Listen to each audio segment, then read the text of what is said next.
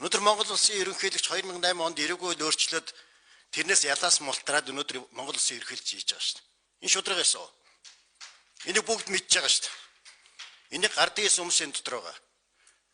Хууль зүйн сайд нь 100 сая төгрөг хүнээс авчаад манай ах トゥ нар Америкээс өгсөнгээд улаан цайн зургтай худлаар сууж байгаа шүү дээ. Шудраг гэсний сайч юу? Бүх газар шудраг гэсний яам гэж нэрлэдэг. Амар эслэн байхгүй нөө. Жижиг дунд үйлдвэрээс тэр бом төгрөг намынхаа 40 гишүүнтэй 40 тэр бомыг хулгайлчаад өнөөдөр худлаа яриа сууж байгаа шүү дээ. 2008 оны 1 сарын бараг 7-ны өдөр 12 жилийн өмнө эрүүгийн хуулиас 5 зүйл алга болгож голд нь 253-ыг алга болгож тэр давхраараа тухайн Монгол Ардын хувьсгалт намын 34 албан тушаалтан бүгд ял авах байсан. Тэр хавар. Өнөөдрийн ерөнхийлөгч ял авцсан байсан. Хадгалан зөөлөн оршоо ял авах байсан. Бөмбөгрийн асуудал ял авах байсан. Онгоцны аваарын асуудал ял авах байсан. Нэгэн ч аваагүй шүү дээ. Өнөөдөр тэгээ үр дүнд нь бид нар ийм ялтан ерөнхийлөгч болчихоо сууж шүү дээ. Энийг ярихгүй болвол өнөөдөр зүгээр нэг юм ам аргацаасан, гал унтраасан, эрх баригч нарыг тойрсон этгээдүүдийн долоолт болоод дуусах юм бол энэ хурал хийсний ч хэрэг байхгүй. Польшууд 92 онд хийсэн үндсэн хуулиа 5 жилийн дараа сольсон. Гол шалтгаан бол Польш улсын нийгэм эдийн засгийн улс төр бүх мухардалд энэ аваачих юм байна.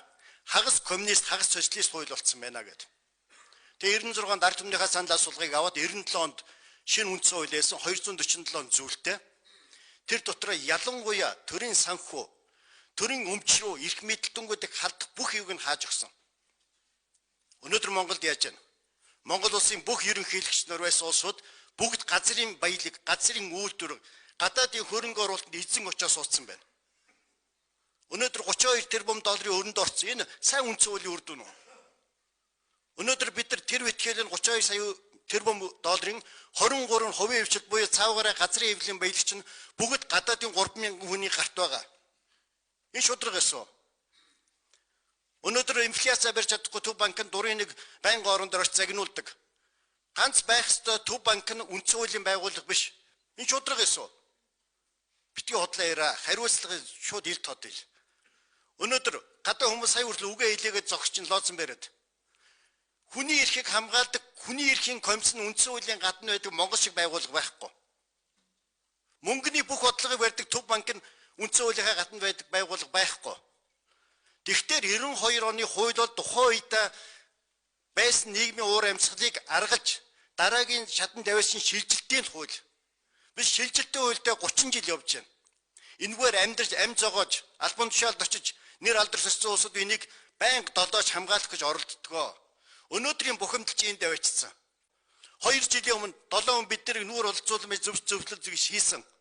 Үр дүнд нь яасан? 2 жилийн дараа зандан шатар өөрөө зэцэд баг удирдлага өгчөөж сая засгийн газарт 10 гишүүн оруулж ирж нөгөө 19 оны түрүүн гомжоогоо хэлдэг зөв үндсэн хуулийг зөвшөөрөх зүйл гэж хуулиар солиод өөрөөсөө тэр зарчмаа жил хагасын дараа байхгүй болгож байгаа. Яг өөрсөнд нь хэрэггүй. Засгийн газар энэ их хурлын гишүүн бол засгийн газарт очиж мөнгө хуваах ажилд оролцож байгаа. Иймэрхүү юмыг зөвмөр шудраг ярья.